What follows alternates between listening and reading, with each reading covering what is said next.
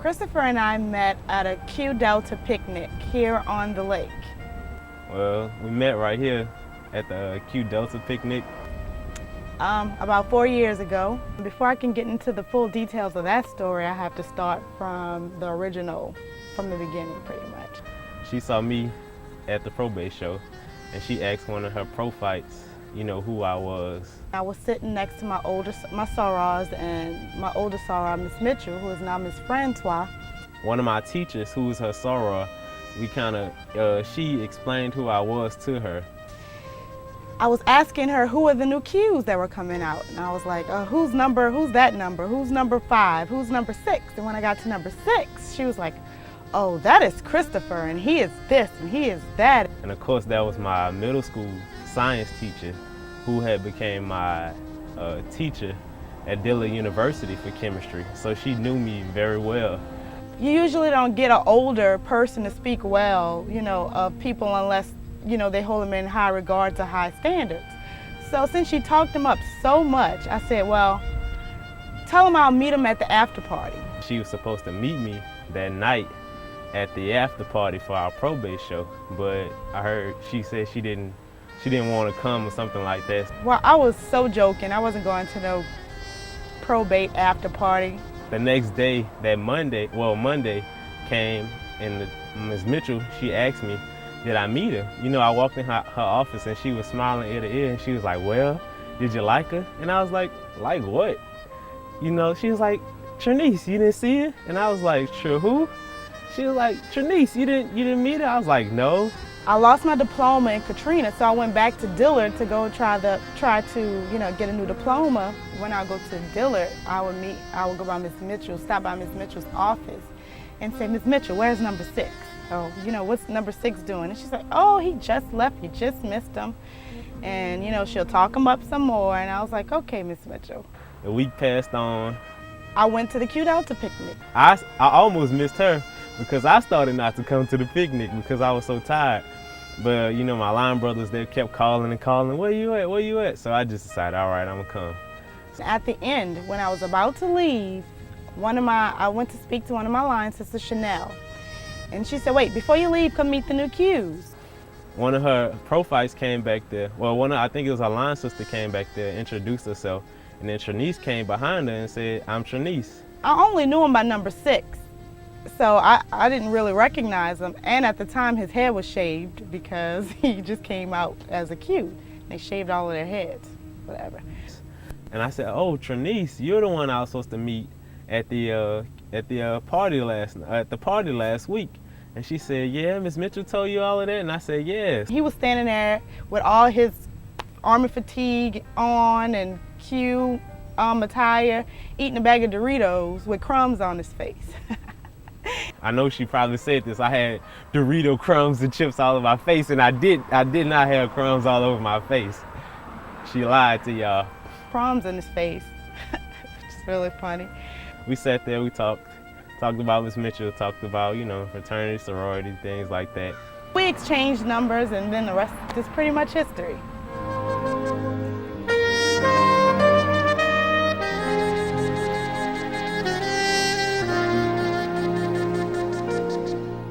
When I was in St. Augustine, it was Memorial Day weekend. And I didn't have anything to do, and I was like, I'm gonna be here all by myself, nobody's here. I couldn't go home because it was so far away. I didn't tell her I was coming to nothing. I told her I had a present for her.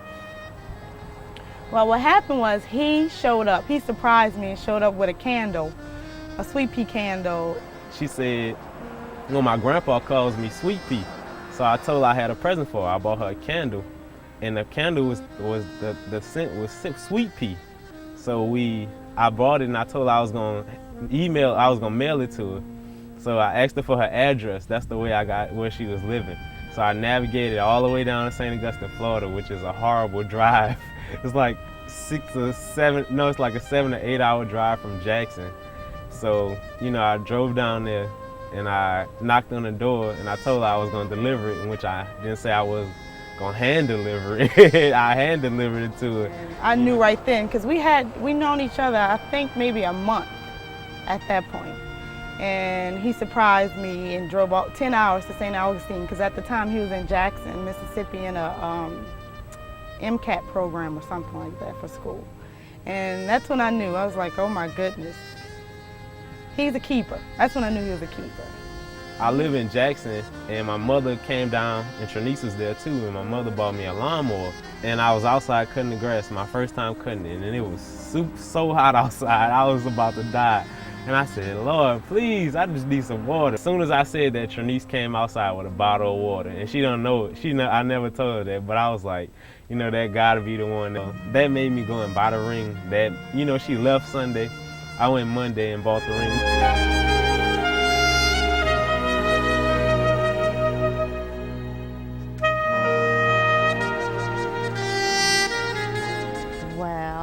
It was my birthday, April 16th of 2011. I set up a surprise party for her. Well, she thought we was going to dinner, because that's what we normally do for birthdays. So I told her we was going to dinner I forgot which restaurant, but I really had a private party set up at Corks and Canvas. Everybody packed up, and my mom and my sister came, you know, to dinner. It wasn't a big deal, it was dinner. So, you know, being that my mom came, it wasn't a big surprise.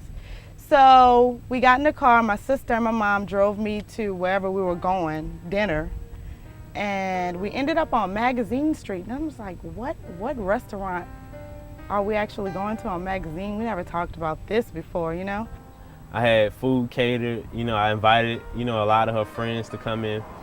And we passed Corks and Canvas, and I was like, Corks and Canvas? Are we doing a Corks and Canvas thing? So, yeah, we did. It was a Corks and Canvas where he rented out the place, a private place, and had the food catered. And at the end of the painting, everybody was sprucing up their paintings, making sure everything was, you know, together and done. So she made it to a surprise party, and, well, we had the food, you know, painted the paint. We did the little painting that I chose. I saw Chris writing something extra on his canvas, and I didn't know exactly what it was he was writing, but because he picked it up and went another place with it. I was gonna write, Trenise, will you marry me? But I looked out the corner of my eye, and she kept looking at my painting, and I wrote it in red so it would really stand out. But, you know, I kept looking at her to see if she was looking, and my painting was right next to hers. So she kept looking, and I was like, stop looking at me. So I picked the painting up, I picked my canvas up and went to the back by my mother. At the end, I thanked everybody for coming. I had to write it real fast. I didn't even get to write her whole name. I put TSS, which is her initials. So I put TSS, will you marry me? And I held it real close to my chest. Chris was like, okay, before you leave, before everybody leaves, I have a special message that I wrote on my canvas that I want Trenise to read out loud. And I was thinking, oh my goodness, I just painted the same picture he painted. Why would he be dedicating his canvas to me? Silly. Her mother knew about it. My mother knew about it, and that was the only two there that knew about it. So I gave her mother a phone to record it, and I gave her sister a phone to record it, which Trinity did a horrible job, because once I did it, she started shaking the camera. It says, TSS, will you marry me?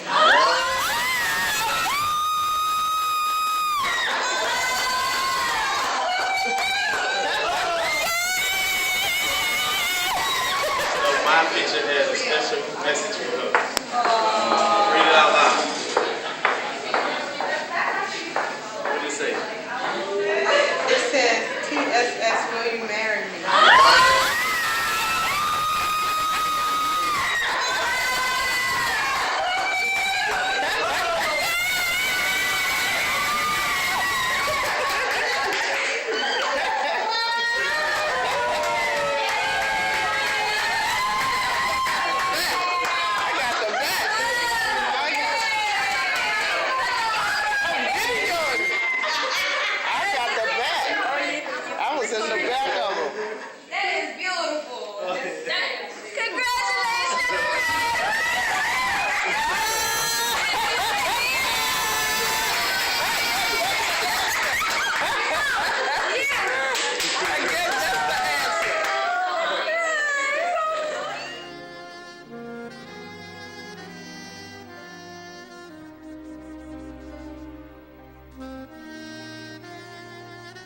I want to tell Christopher that I love him very much and I thank him for everything that he's done for me and done in my life, and that he's proven and shown me that he is a God-fearing man, and he's going to be the man to take care of and take care of his family and lead us in the right direction, because he has God. He puts God first and lets God lead our relationship.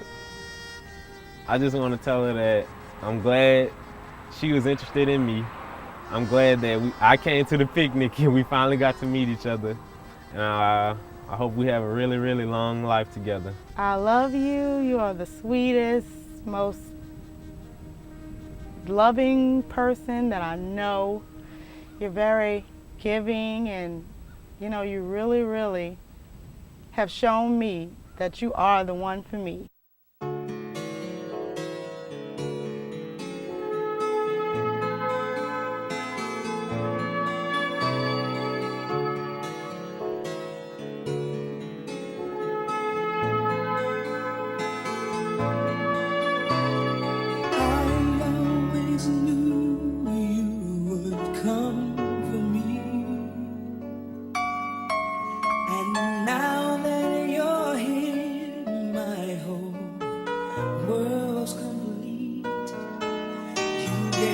So much more, more than I'd hoped for.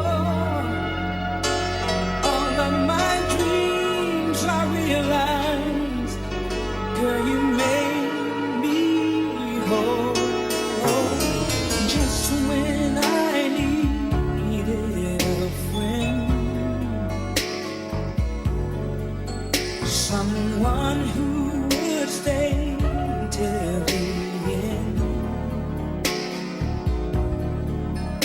You came along and made me strong. There are no words to explain all the joy you bring. 'Cause in you I found perfect love, that one of a kind most dream of. I never thought it could be, but in you I found everything I'll ever need.